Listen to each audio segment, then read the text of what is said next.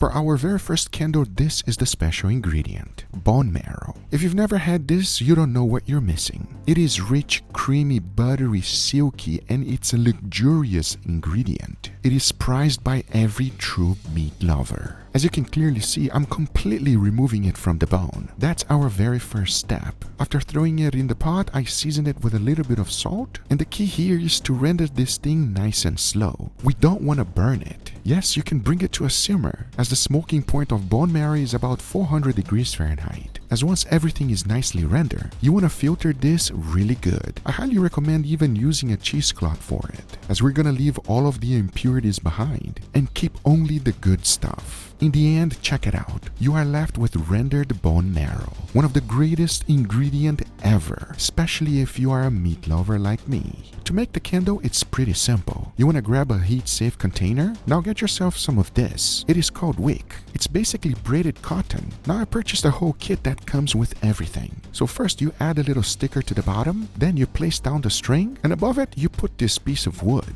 The only thing left to do is fill the whole thing up. And most importantly, I cannot wait to see what this will taste like. Because after cutting up the string, we now let the whole thing chill so that it can cool down. As our next kendo ingredient will be phenomenal, because everything starts off with this special ingredient, manteca criolla de puerco, also known as pork lard. Now you want to go ahead and grab a generous amount, let that thing render down, then combine it with chili oil. Mix that up real good, and our second flavorful kendo is now ready. The process is exactly the same to make this happen. Since you already know, this one was a lot easier to make. But let's see how it's gonna taste, as we are not done yet, because this might just be my favorite one.